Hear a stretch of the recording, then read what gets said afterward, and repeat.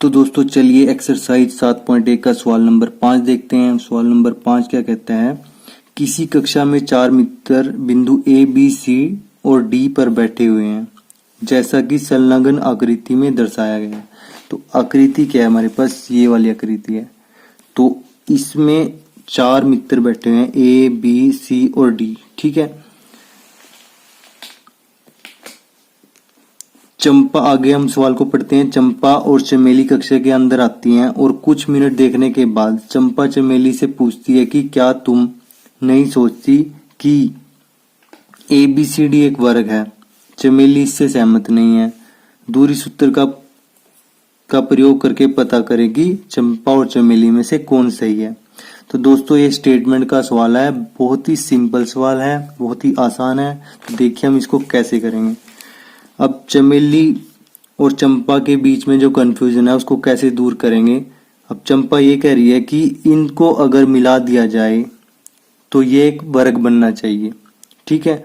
तो वर्ग अगर बनेगा तो वर्ग में क्या होता है, चारों रेखाखंड एक समान होते हैं, चारों भुजाएं एक समान होती है। तो अगर इनको मिला दिया जाए और A B B C C D A D ये एक समान आए और इनके विकर्ण एक समान आए तब तो ये वर्ग है, अन्यथा ये वर्ग नहीं है।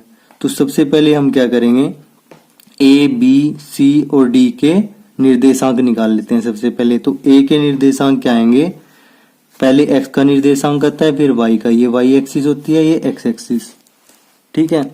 तो ये क्या आएगा 3,4, ठीक है। और बी के निर्देशांक क्या आएंगे 6,7, पहले एक्स का निर्देशांक आता है और फिर y का। और c के निर्देशांक क्या आएंगे 9,4, d के निर्देशांक क्या आएंगे 6,1, ठीक है। दोस्तों अब क्या करना है, हमें इनको मिला देना है। तो मिला देते हैं इनको। तो दोस्तों हमने यहाँ पे बिंदुओं को मिला दिया है। अब मिलाने के बाद हमें क्या देखना है कि ये वर्ग है या नहीं है। तो उसके लिए हम A B B C C D A D ये निकाल लेंगे। ये तो चारों भुजाएं हैं, अगर ये चारों समान आती हैं तो उसके बाद इसके विकर्णों को देखेंगे। तो अगर यह एक वर्ग होगा तो इसकी चारों भुजाएं समान होंगी और इसके विकर्ण समान होंगे, ठीक है। तो चलिए हम इसको निकालते हैं।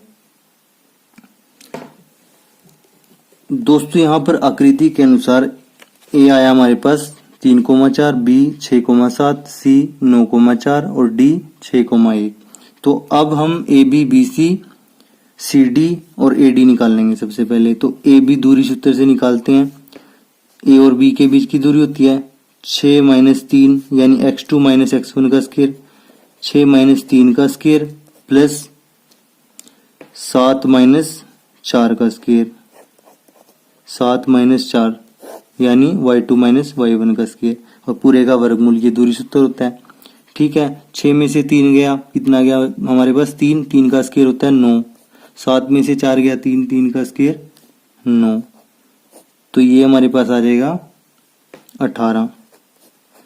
18 क्या होता है दोस्तों 3 वर्गमूल 2, ठीक है। ये कैसे आया, क्योंकि 9 गुना 2 होता है ना, ये 18 9 गुना में 2 होता है, 9 का वर्गमूल कितना होता है 3, तो ये आ जाएगा 3 वर्गमूल 2, ठीक है। आगे निकालते हैं BC, ठीक है। BC के केस में ये और ये देखें हम 9 - 6 का स्क्वायर यानी x2 - x1 का स्क्वायर प्लस 4 - 7 का स्क्वायर, ठीक है। दोस्तों ये दोनों चलेंगे ना इसमें B और C, तो 9 - 6 का स्क्वायर x2 - x1 का स्क्वायर और ये y2 - y1 का स्क्वायर 4 - 7 का स्क्वायर। तो 9 में से 6 गया 3, 3 का स्क्वायर कितना होता है हमारे पास 9 होता है, ठीक है। 4 में से 7 गया, ये भी हमारे पास 3 आ जाएगा, 3 का स्क्वायर कितना होता है 9 होता है। तो ये भी हमारे पास आ गया वर्गमूल में 18, 3 वर्गमूल 2। इसको वर्गमूल 18 भी आप लिख सकते हैं, कोई दिक्कत वाली बात नहीं है। अब निकाल लेते हैं CD।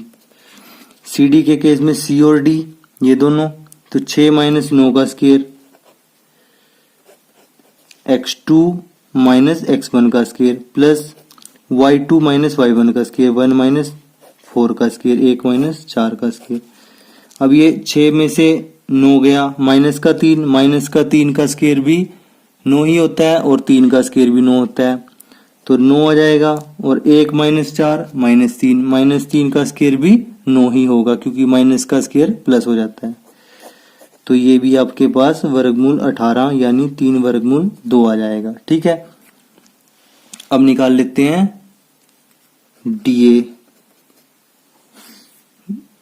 ठीक है, अब इसमें क्या होगा, डीए निकाल रहे हो आप, डी आपके पास यहां पर है 6,1 और ए कितना है 3,4। ठीक है, ये x1 है, ये y1, ये x2 और ये y2। ठीक है, अब निकाल लेते हैं 3 माइनस 6 का स्क्वायर, दूरी सूत्र में इसको रख देते हैं, 4 माइनस 1 का स्क्वायर पूरे का वर्गमूल। ठीक है दोस्तों, यहाँ पे 3 माइनस 6 कितना होता है, माइनस का 3 का स्क्वायर 9 आ जाएगा। 4 माइनस 1 3 का स्क्वायर भी 9 आ जाएगा। तो ये भी आपके पास आ जाएगा वर्गमूल में 18, 3 वर्गमूल 2। तो आपके पास चारों भुजाएं एक समान आ चुकी हैं यहाँ पर। ठीक है दोस्तों, जैसा कि हमने अभी देखा, यहाँ पर ए बी बराबर बी सी बराबर सी डी बराबर डी ए आ रहा है। यह ज्ञात करने के लिए कि यह वर्ग है, तो हमें विकर्णों को भी देखना होगा। अब विकर्णों को देख लेते हैं कि विकर्ण बराबर आते हैं या नहीं। इस आकृति में विकर्ण क्या है, हमारे पास बी डी है और ए सी है। बी डी और ए सी को निकाल लेते हैं। अगर विकर्ण भी एक समान आते हैं तो यह वर्ग है। तो ए सी में ए क्या है हमारे पास 3,4, सी क्या है हमारे पास 9,4।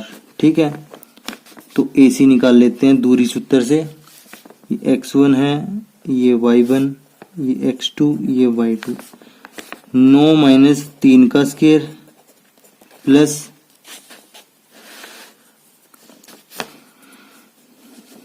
4 माइनस 4 का स्क्वायर यानी y2 माइनस y1 का स्क्वायर। 9 में से 3 गया, हमारे पास कितना होता है 6 का स्क्वायर प्लस 0, 4 में से 4 गया 0, तो ये आपके पास आ जाएगा 6 के स्क्वायर से ये कट जाएगा तो 6 ही आ जाएगा आपके पास। ए सी आ गया आपके पास 6। अब निकाल लेते हैं बी डी। बी डी में बी क्या है हमारे पास, बी के निर्देशांक है हमारे पास 6,7 और डी के निर्देशांक है हमारे पास 6,1। ठीक है, ये x1 है, ये y1, ये x2 है, ये y2 है। अब निकाल लेते हैं बी डी को। 6 में से 6 x2 माइनस x1 का स्क्वायर, 6 माइनस 6 का square plus y2 minus y1 का स्क्वायर। बड़ा ही आसान फॉर्मूला है, आप फॉर्मूले में वैल्यू रखते जाओ और सवाल चुटकियों में होते जाएंगे। 1 माइनस 7 का स्क्वायर, y2 माइनस y1। तो 6 में से 6 गया 0, 0 का स्क्वायर होता है 0। 1 में से 7 गया कितना होता है माइनस के 6, माइनस 6 के 6 का स्क्वायर भी होता है आपके पास वही 36। तो 36 का वर्गमूल आपके पास आ जाएगा अगेन 6। तो यहां पर आपके पास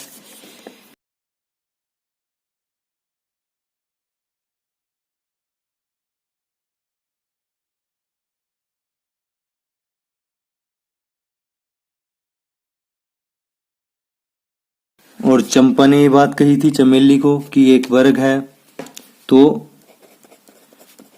चंपा यहां सही है।